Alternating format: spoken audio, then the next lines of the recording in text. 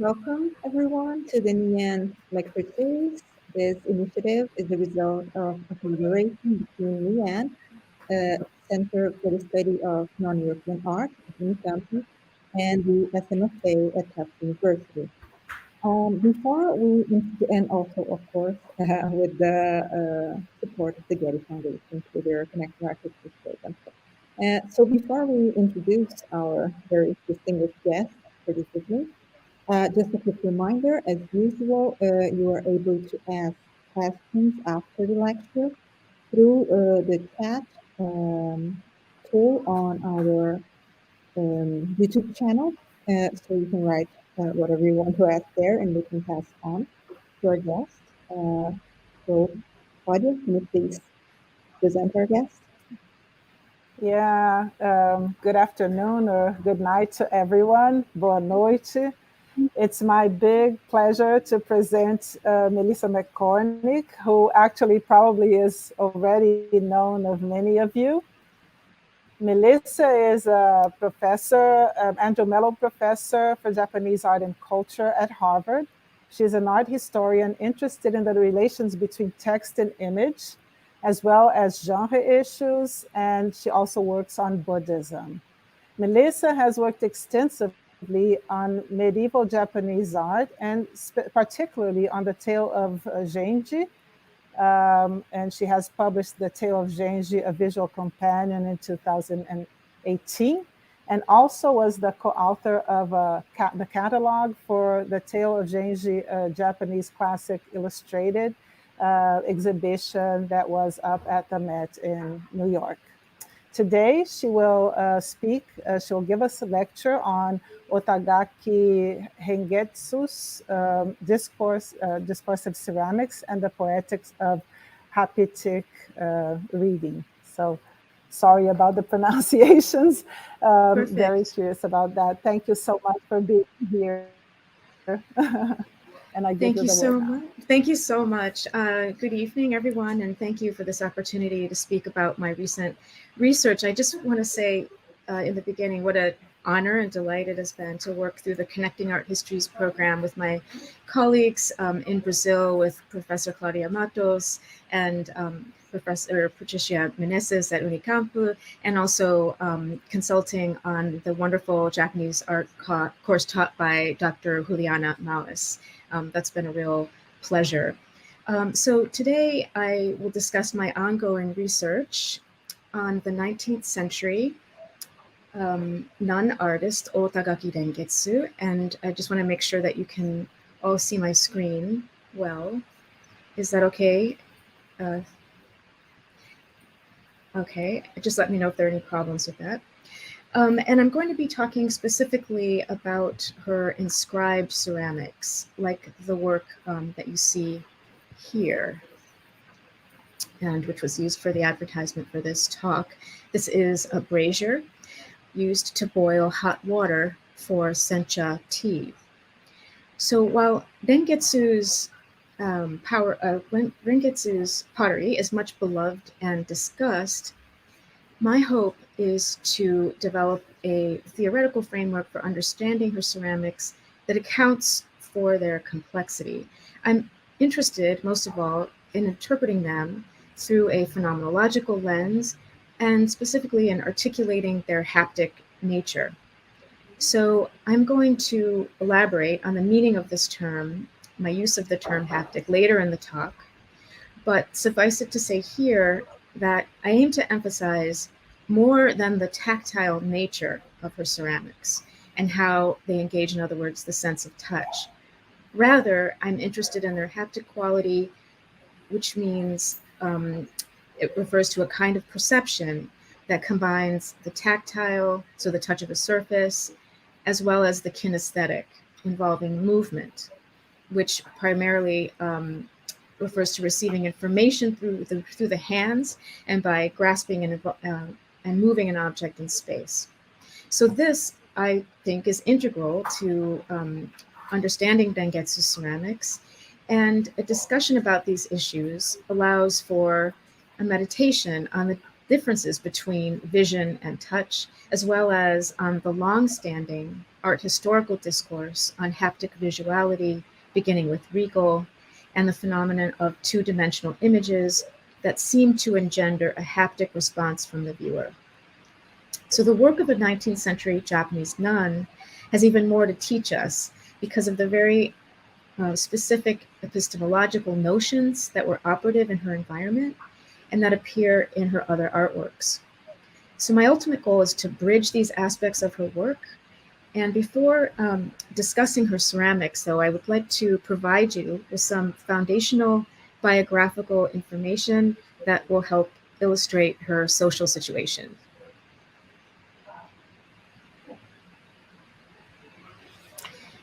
So Rengetsu was one of the most prolific artists of her generation, and a vast number of her paintings, calligraphy, and ceramics are held in collections around the world. She's extremely well known today, with numerous exhibitions in and outside of Japan that have featured her work. My initial foray into Rengetsu studies was prompted by an invitation to write an essay for a forthcoming volume published by the National Museum of Asian Art in Washington, D.C. The volume, edited by Dr. Frank Feltens, features objects from the Mary and Cheney Cowles collection, as will many of my slides today. And it focuses primarily on the celebrated Japanese painter, Tomioka Tessai. So in addition to Rengetsu, this volume will feature many works by Tessai. Now, Tessai was a quintessential Japanese literati artist. He was invested in the notion of a pan-Asian literati culture and the art of he was immersed in the art of the Ming and Qing dynasties.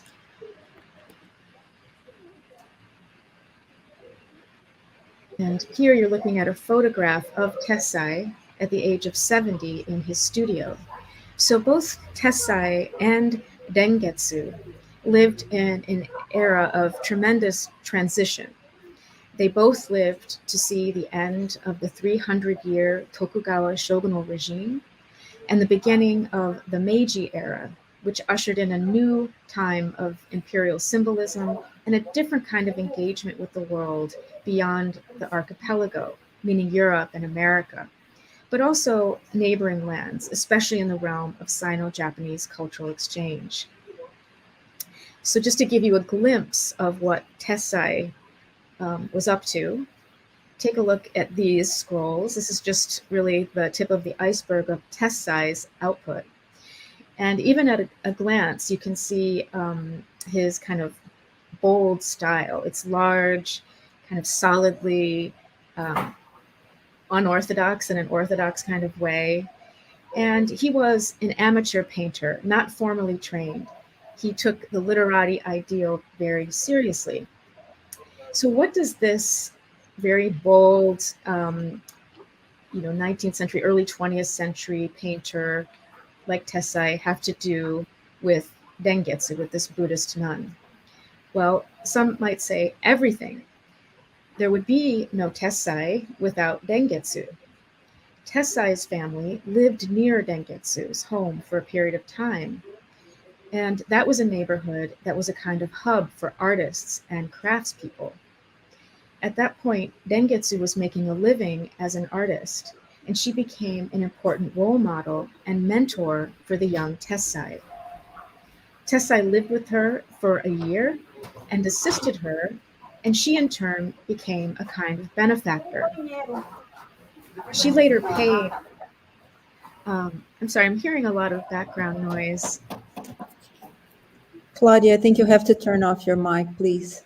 Oh, I'm so sorry. Yeah, I forgot about that. Let me see.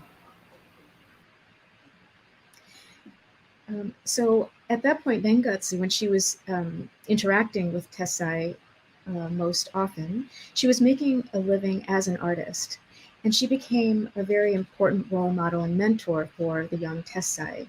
So he lived with her, he assisted her, and she became a kind of benefactor, and she paid for his education later on. She even encouraged him to take a transformative trip to Nagasaki. And if any of you have been to Nagasaki even today, you'll understand what that means, because the temples and Chinese culture that was accessible there was extremely important for the young Tessai. So this enriched his knowledge and his intellectual horizons.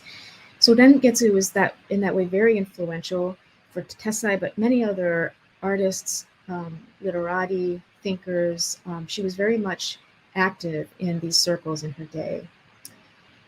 And she collaborated with many artists as well, including Tessai, on some joint works of painting and calligraphy.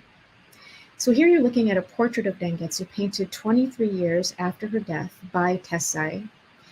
And admiration for Rengetsu grew after her death. Scholarly work on her has to deal with the many layers of stories and anecdotes and myths that became attached to her over the years. In particular, many of her poems celebrate the imperial reign, so they are felicitous in nature, and she was also known to have developed a friendship and acquaintances with imperial loyalists at the moment when the Tokugawa military regime was being overthrown. So she has a political aspect to her work as well. And this made her a kind of figure appealing to nationalist causes later and into the 20th century. So this is one aspect of identity that one has to grapple with in terms of getting a sense of what was going on in her day. On the other hand, there's also a very strong emphasis on her identity as a Buddhist nun and a tendency to interpret her poetry strictly along those lines.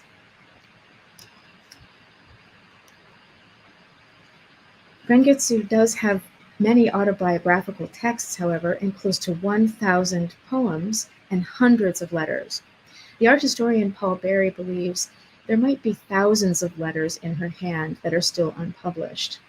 Some parts of her life are therefore extremely well documented, with others better fleshed out than others. She was probably born in the Sambogi entertainment district of Kyoto to a father of samurai status and a mother who some speculate was a geisha in the district.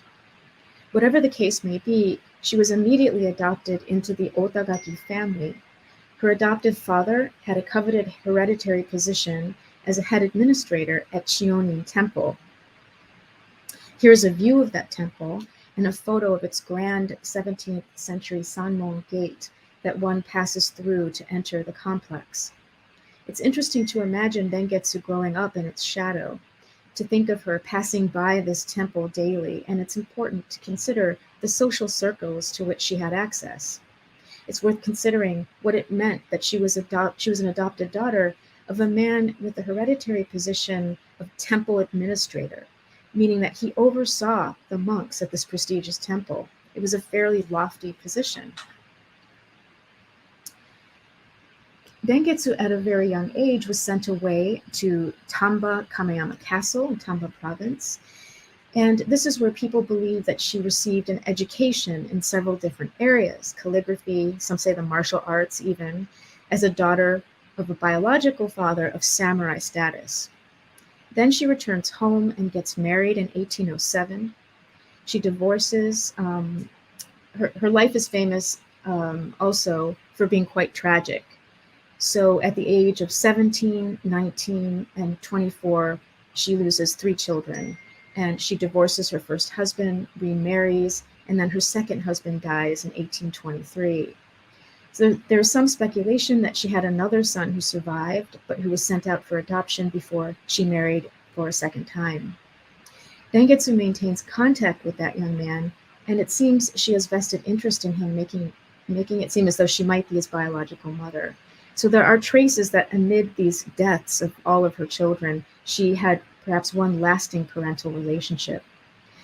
Whatever the case may be, in 1823, her second husband dies, and this seems to be when things really change for her. So she takes the Buddhist vows, she takes the tonsure alongside her adoptive father, who takes the name of Saishin, and she takes the Buddhist name of Rengetsu.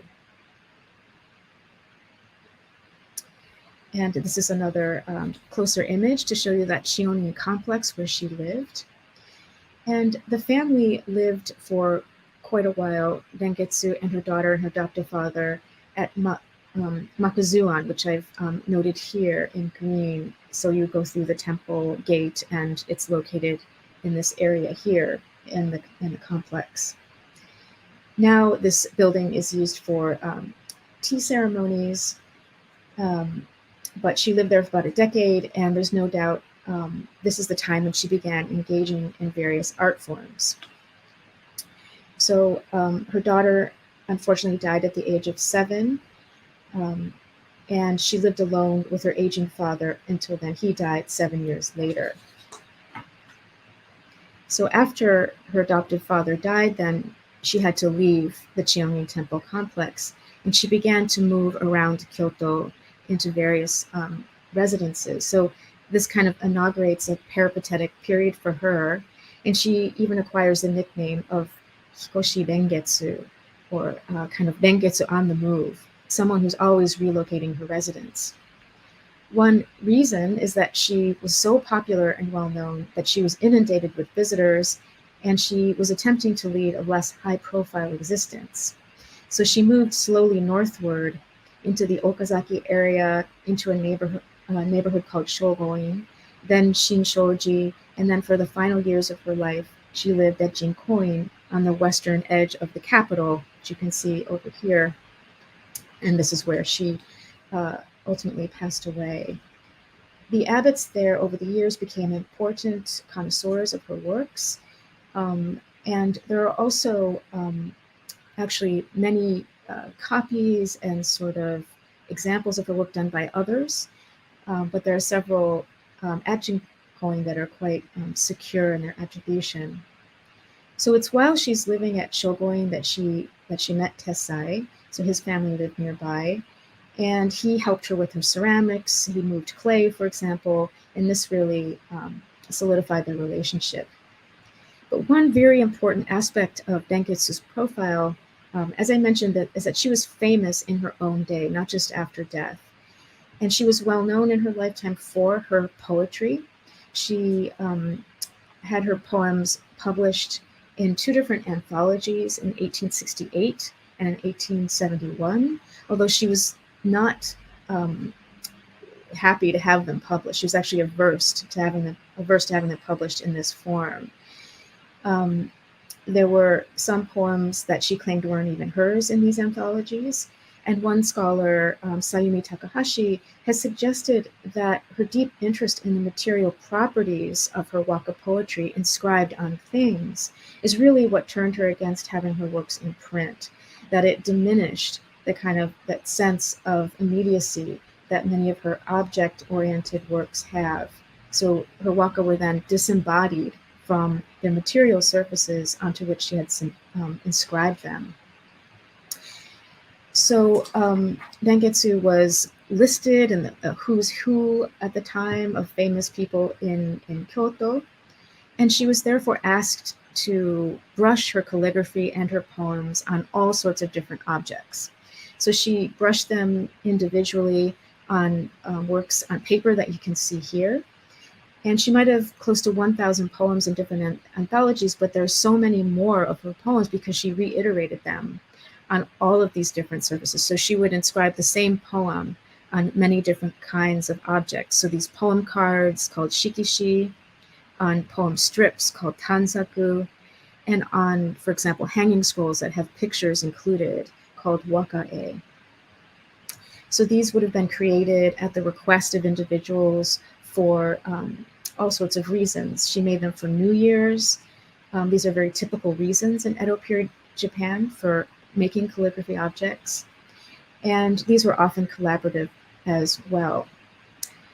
So she uses a kind of script that is called kana in Japanese that you can see here. It is a kind of phonetic script that does not involve Chinese characters. Not many Chinese characters, there are a few here and there. And it is a type of script that has long been associated with the so-called women's writing, women's hand. These are kind of generic distinctions also that linked kana to private modes of writing, to waka poetry, that was her main form of poetry, as well as to vernacular kind of tale literature. But there are, of course, examples of female Chinese literati inscribing their paintings and characters as well. But this was really the mode that Rengetsu stuck to for her entire life. So her calligraphy is unique. It's very elegant. As you can see, it uses these incredibly thin gossamer lines. A very thin brush is used to execute these kana forms. There are occasional linkages between them, but there's an overall impression of the kana, the phonetics, and you can see them transcribed here in the printed type that I've included. They're kind of distinct. They're not so linked as to be difficult to decipher. Each form kind of stands on its own, and that's also very characteristic of her kind of calligraphy. It's rounded, it's plump, it has this kind of very breathy quality to it because the lines are so thin. There's a lot of paper, blank space that is included in her work. And you can see some places where she lifts the brush from the paper, but very minimal. It's not that kind of dramatic calligraphic lifting and emphasis that you find in the work of, for example, calligraphers like Tessai. And here you can see her work in the center compared to two female calligraphers, contemporaries of hers, which are not dissimilar, but I think you can start to get a sense of Rengetsu's unique hand. It's almost immediately recognizable when you see it, when you come across these objects that were made by Rengetsu. So she became most famous for her scripts that she added to her ceramics and for inscribing her ceramics. And you can see here some of the kinds of vessels that she inscribed her poetry on. So teapots and kettles, tea bowls and sake bottles and cups, as well as these more unusual forms. The brazier that I showed you at the beginning of the talk for sencha kind of tea, these pots and lidded pots, for example. So Rengetsu did not invent ceramic inscription, but she did it in a way that really no one had done before, in abundance, with her own original poetry and on every shape and size of vessel. So this now brings me to the kind of main objects of inquiry that I'd like to focus on for this talk. And I'll begin with this example of the sake bottle and cup, which opens up onto a range of things that we might consider, even beginning with ideas in feminist theory, when we think about this, contemplating her gender and Rengetsu's place as a female artist, even though it's complicated in her identity because she was a nun. There's a way in which this kind of material lends itself to ideas that are current in feminist theory about, or that have been, in terms of the material turn and material feminisms, and also a kind of renewed emphasis in breaking down this idea of discourse versus material, that dichotomy. So trying to question those boundaries between text and material objects, which also expands to the breaking down of other dichotomies. So this traditional framework in which materiality is seen as antithetical to the discursive, in other words, as oppositional to writing, to logos, it provides really a kind of interesting foil for thinking about Rengetsu's work. And that's because Rengetsu's work really unsettles the very terms of that debate. So I would argue that what makes Rengetsu's work kind of most distinctive is this additional register of a kind of embodiment that occurs through the waka poems that are inscribed into and sometimes written on the surface of her vessels. Though the inscribed waka engage in what I've called in this talk a haptic poetics, which combines the discursive as well as the kind of material. So it's interesting then to contemplate how poetry intersects with the body through its being inscribed on the vessel. And it might do so, for example, through the voice. So the poetry can become kind of embodied when the poem is vocalized. And that way, it's kind of interesting to think about Rengetsu's calligraphy as being so clear and having the phonemes of the language be so distinct, because it almost prompts a kind of desire to vocalize these poems when you see them. They're what you could call hyper legible. They're not difficult to read. And that almost kind of makes the viewer want to then say them out loud. And when that happens, even if it's a kind of imaginary recitation of the poem, it kind of engages the body in another way than simply reading or viewing those vessels. And with that in mind, I'd like to go through some other types of kind of haptics that we could talk about with Rengetsu ceramics, beginning with this sake bottle and a cup that could be used on any number of occasions, at the start of a sencha tea ceremony, for example, for a celebratory toast. And many of the small sake cups accompany these kind of bottles. You'll find inscriptions that are very felicitous in nature. So these are ceramics appropriate for use in marking special occasions. And for that reason, they have kind of good luck poetic verses on them. So for example, in this small cup that you see here, you find the poem, which reads in English as "The young crane's timeless voice, heard through the ages. It sings of an imperial reign that lasts for 1,000 generations." So this is a poem that is alluding to the longevity of an imperial reign, for the reign of the emperor in the 19th century, but also longevity in general. It could be used that way. It could be taken more on an abstract level for those who would experience life and their descendants through the temporality of the imperial reign. So it's kind of thinking about a subject who is living within this environment. And you can see how Rengetsu has placed the graphs, the conographs on the bowl. They appear with the first lines of the poem. The young crane appears on the inside here, and then the rest of the poem continues on the outside of the vessel. So this will be important. It's necessary to turn the sake cup in order to read it. And then on the sake bottle, there's this interesting poem that reads, "An old tanuki foraging for sake. Perhaps this is how he passes the leisure hours on a rainy night." So I've included the part of the verse that you can see in the photo and what you can't see in the brackets. So you can see this part, and then you would need to turn it to read the rest of the verse. And I'd like to focus, not on what happens when we merely look and read these objects on their kind of visuality or even their haptic visuality. So even looking at the screen and these photographs, we almost want to touch these objects, and it engenders a kind of sense of touch, a kind of what's been called the haptic visuality.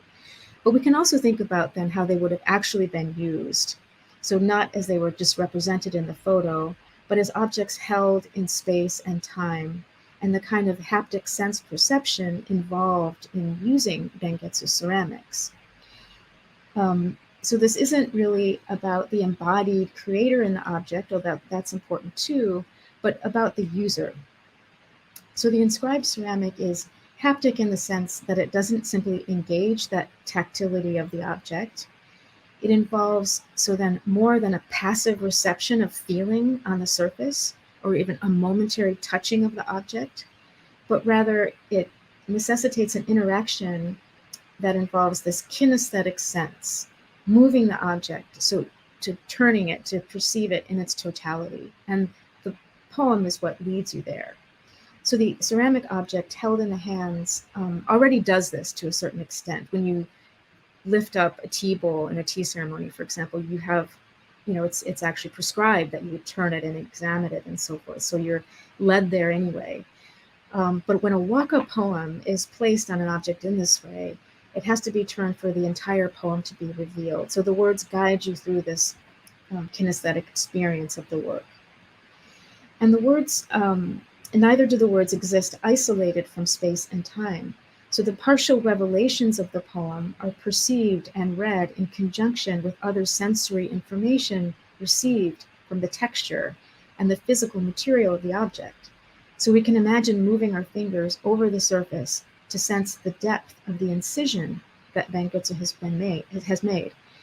Because the words are dug out of the body of the vessel, out of the clay, the writing implies a stylus, which has connotations of the primitive, of the earliest examples of writing on objects. This is kind of information that her incisions impart.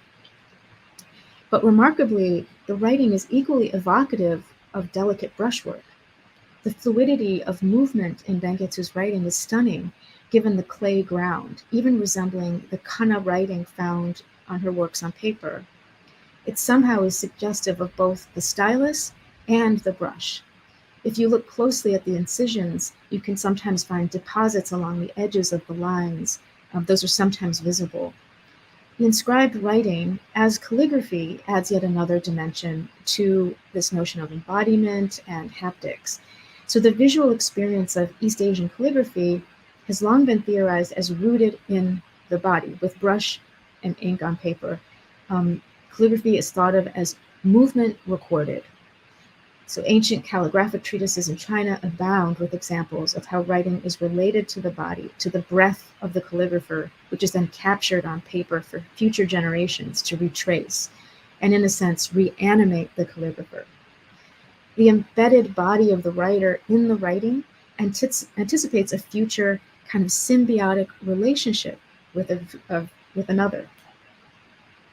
So there's also this added dimension of a kind of ethos of a symbiotic or intersubjective relationship between calligrapher and later reader. And this is apparent in the case of Rengetsu's haptic poetics as well, between the poet-potter and the later user of her vessels. So take, for example, how the user processes sensory information based on the perceived tactilic qualities of the vessel, and then adjusts the body. So in an act of mimesis, the body naturally mirrors the object. When one perceives a kind of fragile, delicate object, for example, as we might perceive this small sake cup when it's held, information is sent to the brain through the nerve fibers connected to receptors in the hand that sends signals to the central nervous system. And then the grip adjusts so that one handles the object lightly, differently. It's a kind of act of non-dualism between the mind and the body. Everything kind of adjusts to accommodate the fragility of the object. And this, I think, is interesting in considering how women's art, how some of Rengetsu's works might be stereotypically talked about in gendered terms as perhaps dainty and frail. But if we think about them in terms of haptic dynamics, these objects also wield a tremendous power over the user, demanding a light touch, insisting in their own materiality on a gentle approach, if only for a moment. It insists on humility in meeting the object in a kind of conformity to mutual physical states. It commands a certain kind of attention, like a whisper. So Rengetsu's sense of working involved her identity as a Buddhist nun.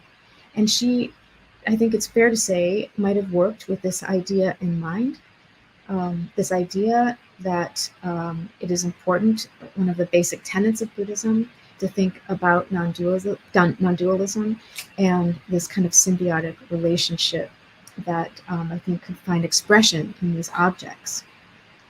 Let me just turn now to one more example, another sake bottle.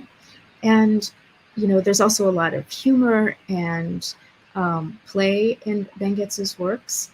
And here's a poem that matches in interesting ways with the function of the sake bottle. As you can see, the translation of the poem reads, "Fine sake in balance becomes an elixir for perpetual youth and long life." So here is a sake bottle that actually evokes a kind of medicine container, and that links to this notion of an elixir for perpetual youth. It can also kind of tie in with this notion of sake that is offered to the gods on a celebratory occasion. And this is very much related to what waka poetry is doing in 19th century poetic theory in Japan. So there's this notion of the kind of power of language, of its kind of attempt, of its ability to kind of contain a sacrality, and that links it with this kind of spiritual nature of language. And this is another example of the kind of hyper-legible quality of Rengetsu works that might lead to such a kind of recitation that then intersects on so many levels in terms of haptics and embodiment. So Rengetsu, as I've shown you, her waka, her poetry corpus, appears to be characterized by a kind of bold assertiveness of selfhood. It's foregrounded in the kind of voice of the poet, even in the materiality of her work, the way she uniquely etched her incisions of haptic poetry on her ceramics, the kind of unwavering distinctiveness of her calligraphic style, and the consistent inclusion of her name and even her age on her work. So she always, almost always, wrote her name on her artworks. And there's also a way in which her collaborators sublimate their own styles to match her artistic register. So there's a way that we could talk about this in terms of empowerment, in terms of kind of embodied work, in terms, again, of a kind of feminist lens that kind of would reclaim her work, that would talk about its importance that way. And that can be done very productively, I think. But there's also a way, I think, that we could think about this notion of embodiment, materiality, and the assertion of the self in Rengetsu's work as being tied to Buddhism and Buddhist notions of the body that are actually kind of contradictory in that way. And what I'm talking about here is Buddhist notions of a non-self, kind of privileging of the insubstantial in Buddhist philosophy. So in this way, even Rengetsu's most visceral, substantial, embodied ceramic artifacts convey an ethos of the insubstantial. There is, rather than the corporeal, and in a kind of imposing embodiment, there is this kind of element of disembodiment, or what might best be called incorporality, throughout her work. So for an artist most readily associated with embodiment, this is a kind of interesting paradox. And it's a way of looking at her works that opens onto some issues that allow us to question our maybe emphasis on interpreting artworks on an individualistic level. Her work suggests that there might be alternative notions of selfhood that could be better articulated, at least when it comes to artistic persona for someone in her time and place. And it's clear, for example, that she conceptualized her poetry as a kind of works that were symbiotic with poetic personae who came before her. And what I'd like to do now to sort of give some evidence of this notion of a Buddhist non-self, and perhaps what she was aspiring to, is to turn now to one final image, and that is a self-portrait and a death poem.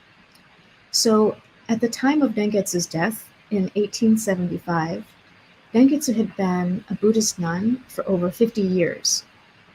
She took vows in her early 30s after the successive deaths of all 4 of her children, and one husband after the other. She changed her name to Rengetsu, which literally means lotus, Ren, moon, Getsu. And this name is central to the death poem that she created, and which was viewed as a kind of culmination of her poetic output. And here you can see that the poem is reads, "How I pray," or this could be translated as "My wish is to be in the next world, seated on a lotus flower, gazing at the cloudless moon above." So in the poem, Rengetsu envisions herself already beyond death in a realm beyond, above the lotus flower, sitting above a lotus flower. So she inscribed her death poem on at least one scroll, and you can see an example here. And the poem is in between an image of the moon and her own self-portrait, which I apologize, is very difficult to see. The whereabouts of this work are unknown, but it appears in a publication, and it shows Rengetsu wearing the dark robes of a Buddhist nun, and seemingly with a walking stick in hand, an image of a peripatetic traveler, like her the poems in the past that she emulated, like Saigyo or poets like Basho. So in the context of this death poem that's inscribed here, the journey that she's on can only be interpreted as a spiritual one. So the composition of Rengetsu's self-portrait with the poem that rests between two pictorial images is intriguing, because what it does is it kind of prefigures the creation of Rengetsu's death shroud. This was a cloth that it was described in a remarkable anecdote by the artist Tomioka Tessai, who, as I've explained, was her protege from the time of his youth. So when Rengetsu was in her 70s, so she died at 85, but she was thinking about her death in her 70s, she asked Tessai to paint her namesake imagery, so the lotus flower, the den, and the moon, Getsu, on a white cotton cloth that she had made herself. She folded up the cloth, put it away, and Tessai claims that he says he forgot about the whole episode. Then when Rengetsu passed away at the age of 85, Tessai was there, and he realized that the women of the village who had washed her body had wrapped Rengetsu's body in that very cloth that she had asked him to draw imagery on. And he beheld her enshrouded body, and he realized that between the images of the lotus and moon that he himself had rendered years before, Rengetsu had put her death verse. So unbeknownst to Tessai, Rengetsu had quietly orchestrated one final collaboration between herself and her younger student, of which there had been many over the years. So between Tessai's lotus and moon pictures, Rengetsu brushed this poem that imagines herself after death, present between the lotus and the moon. Rengetsu graphically represented herself through the Buddhist name she had taken 50 years before in her own calligraphic lettering, representing a fervent desire that her body and mind in this world and the next be pure and unsullied and achieve ultimate illumination, which is symbolized by the moon. So poetically, graphically, pictorially, Rengetsu rehearsed the negation and subsequent rebirth of a non-self. But she did so in the most literal act of embodied inscription that she had ever performed. So she used her own body, covered in the shroud, as the vehicle for her waka. So interestingly, the poem, too, is an act of shared sentiment, as it reworks the death poem of that very classical period monk Saigyo. So time doesn't permit me to explain Rengetsu's waka poetics and the importance of intertextuality in her work, but let me just say that in her poetry, she worked through poems of the past and envisioned a kind of intersubjective relationship with them and their authors, as in this final creative act, So she enfolded herself within poetic worlds of past, present, and future. And I think by keeping this one final act in mind, we can then read back onto her ceramics and then perhaps find this yet other dimension to the haptic poetics that she so consistently engaged throughout her life. Thank you. Thank you so much, Melissa, for this amazing talk. So now we will open for questions. I don't know if Claudia already wants to. Yeah, thank you so much. It was fascinating. Yeah.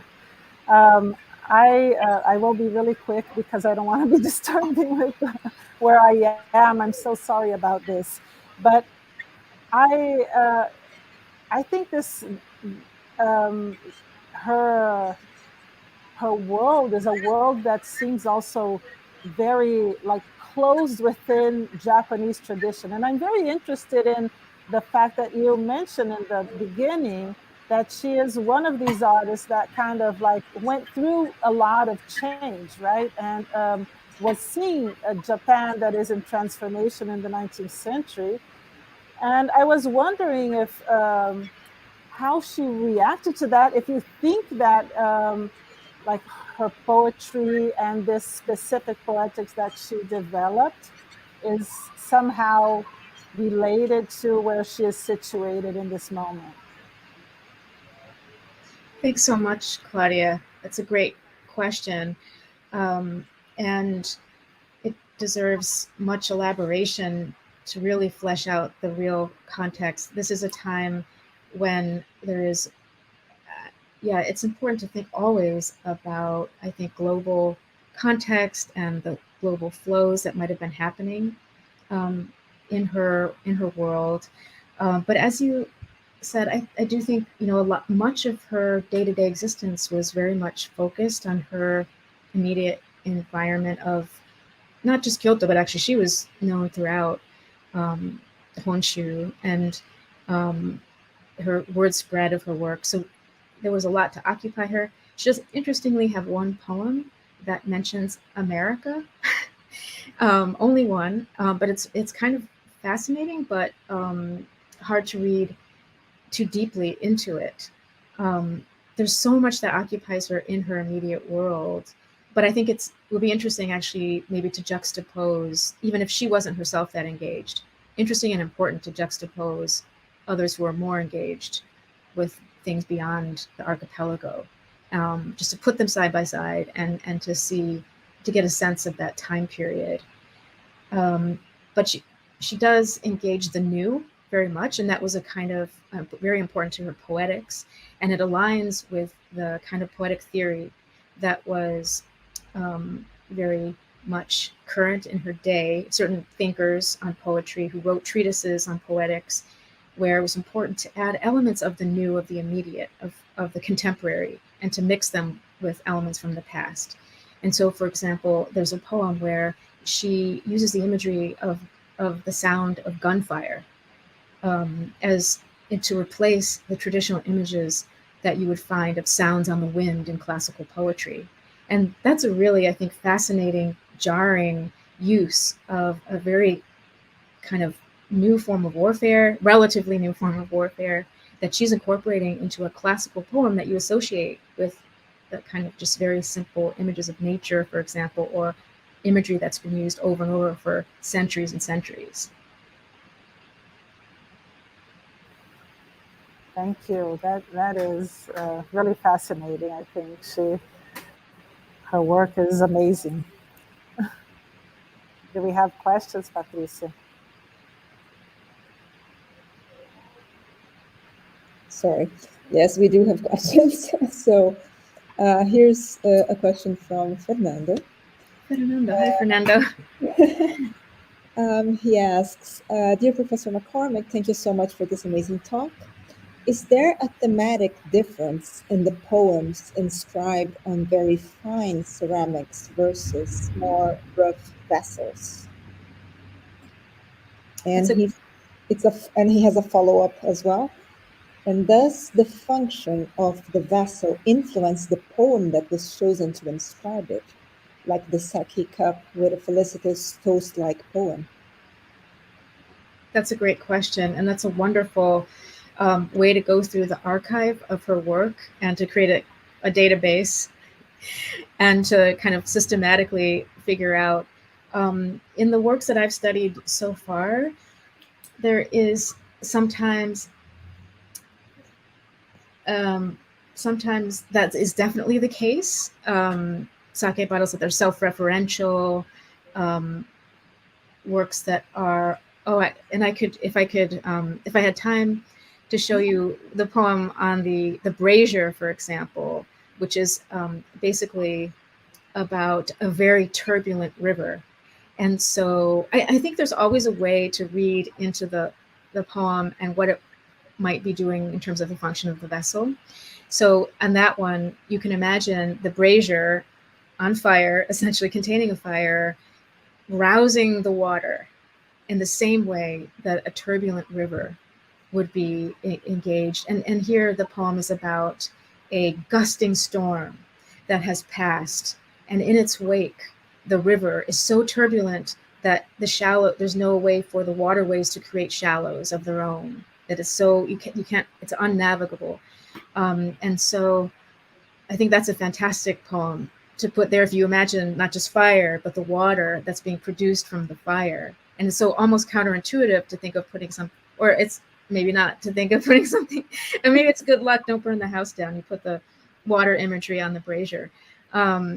So there are lots of ways in which, no matter the intent even, I think you can look at the effect of what's been done, of how, even if it doesn't work, it doesn't seem to correspond to the vessel, and kind of think about then maybe put this emphasis again on the viewer, on the user.